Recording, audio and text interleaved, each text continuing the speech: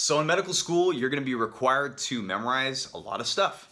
And some of the things you need to memorize are all kind of in one chunk. So let's say you need to memorize a bunch of different genetic conditions, or you need to memorize a bunch of different ailments that are all kind of in the same area of the body, or a bunch of vitamin deficiencies, and you need to know all 10, okay? And they all have different symptoms and things like that. So making lists on whiteboards is probably the best way to memorize that kind of stuff, because I like to group all the conditions or whatever you're grouping together all in one shot on a big whiteboard.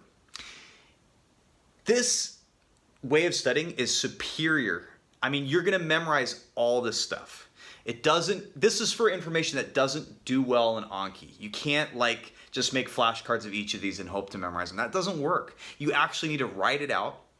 It helps with your memory retention when you actually physically write it out. So I'm gonna explain like what you do. So like I'm just memorizing all these tracks, but this is just a general rule. You can just do this with any big list of information. So you put everything down in nice clean order. I like to number it. And I break it up into different sections that I need to memorize. So just for example, I'm going through the spinal tracts, but let's use genetics for an example, because genetics comes up every term and on almost every exam. So put a disease, okay? I would put the name, and then its inheritance, the gene that's mutated, the symptoms, and something special or whatever, something like that. And then I go to the next part, okay? It's the disease, the genetic component, the enzyme that's missing, the gene that's mutated, and you know, things like that. So, and I try to make that same order each time for each condition. I did the same thing for this setup, but it can really apply to anything. If it's a vitamin deficiency, say, okay, you have the vitamin, okay, what are the symptoms?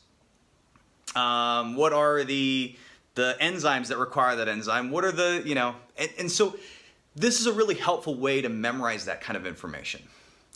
The way you go through this is make it very clean. I've made another video on this, but if you haven't seen it, I make this really clean. I write all this out, and then what I'll do is I will erase each section of these. So I'll take a photo of this, so I have a documentation so I know what to put back when I see this, and I'll just white out each part, just like this.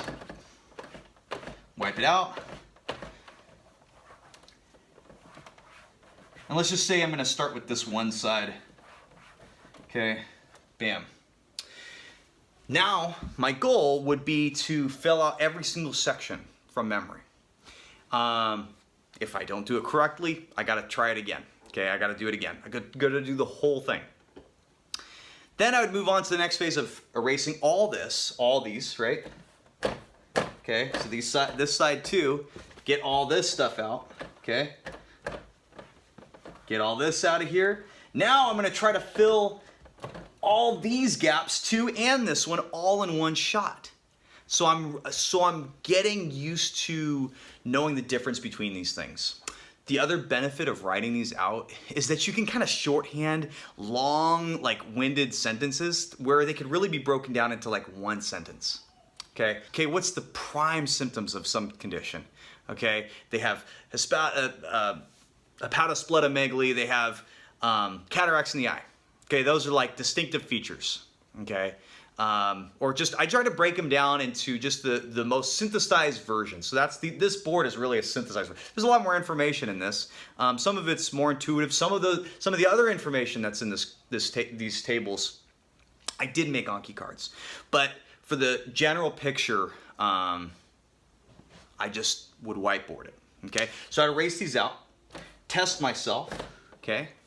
Then if you're really good, after you've kind of whiteboarded all this out, you would erase all of this. You go through and just erase it. Just take all this out, right?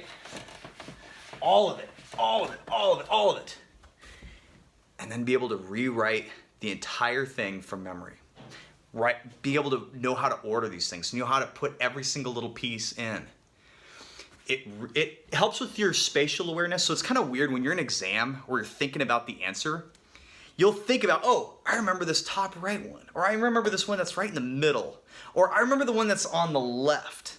Okay, whatever. Like it, or this is the top right. Wait, you're right. My left. It just, you start getting good at the spatial awareness of how you have to memorize things. Okay, and this kind of way, it like solidifies in your brain. It's like concrete. You don't forget it. It's crazy.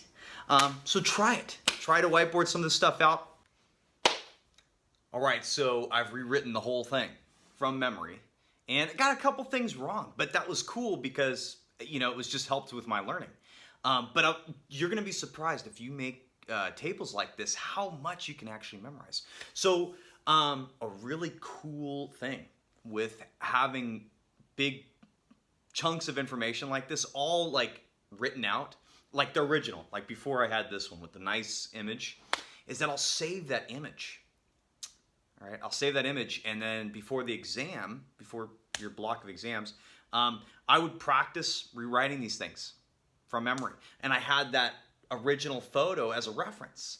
And then down the line, when you have other exams and this stuff becomes cumulative, you'll have these as a reference that are easy to access. And because you've already done the work of like organizing everything, you can just look at the photo and then rewrite it.